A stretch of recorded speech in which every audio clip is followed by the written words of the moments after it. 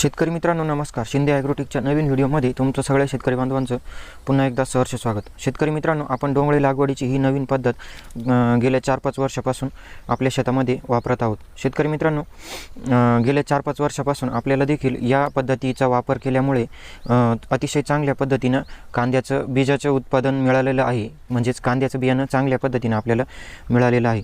तर शेतकरी मित्रांनो, पूर्वीची पद्धत म्हणजेच आपण जेव्हा साऱ्या पद्धतीने किंवा वळीचे डोंगळे लावतो त्यामध्ये आपल्याला खूप मोठ्या प्रमाणामध्ये कष्ट घ्यावे लागतात. त्यामध्ये नंतर खुरपणी किंवा आंतरमशागतीच्या पाळ्या देता येत नाही. तसंच शेतकरी मित्रांनो, यामध्ये आपण आतमध्ये आंतरमशागतीच्या पाळ्यासुद्धा देऊ शकतो. तसेच पिकामध्ये अंतर चांगले राहिल्यामुळे जे फ्लोरा येतो किंवा जो डोंगळा निघतो तो अतिशय पिकामध्ये मोठा त्यानंतर तयार होतो.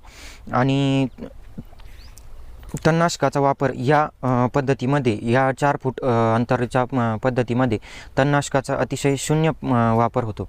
म्हणजेच तणनाशक त्यामध्ये वापरावंच लागत नाही. पूर्णपणे आपण यामध्ये आंतरमशागतीद्वारे किंवा मजुरांच्या साहाय्याने यामध्ये खुरपणी करून घेऊ शकतो. जर तणनाशकाचा डोंगळ्यांमध्ये वापर जर केला तर त्यामध्ये पात ही खूप मोठ्या प्रमाणामध्ये पात पडते आणि पात पडल्यामुळं त्यामध्ये फुटवे चांगले राहत नाही आणि त्यामुळे जे फुलोरा निघतो त्या फुलोराची संख्या खूप कमी प्रमाणात निघते.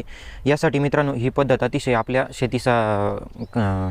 कांदा उत्पादक शेतकऱ्यांसाठी अतिशय महत्त्वाची पद्धत ठरेल.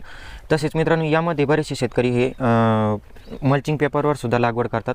परंतु मल्चिंग पेपरवर लागवड करणं हे जरा खर्चिक होतं आणि अशा पद्धतीनं मल्चिंग पेपरवर लागवड केल्यास त्यामध्ये आंतरमशागत किंवा भर लावता येत नाही. तर या पद्धतीमध्ये आपण जर भर लावली तर त्यामध्ये फुटवे चांगल्या प्रमाणात निघून अतिशय चांगल्या प्रमाणामध्ये आपले डोंगळ्याचे फुलोरा निघतो. फुटवे जास्त निघल्यामुळे बीजसुद्धा जास्त मोठ्या प्रमाणामध्ये भरते आणि बियाणंसुद्धा चांगल्या क्वालिटीचं तयार होतं.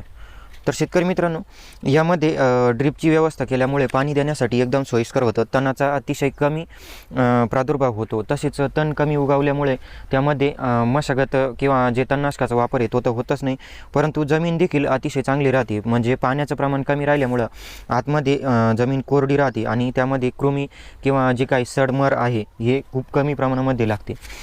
तसेच मित्रांनो, शेतकरी मित्रांनो, यामध्ये काढणी करण्यासाठी सोपं जातं. मध्ये सुरक्षित अंतर असल्यामुळं जे काही आपल्याला डोंगळे नंतर खुडायला येतात त्यावेळेस अतिशय सोपे जातात. आणि समजा काही मागं डोंगळे जर राहिले तर ते सोडता देखील येतात.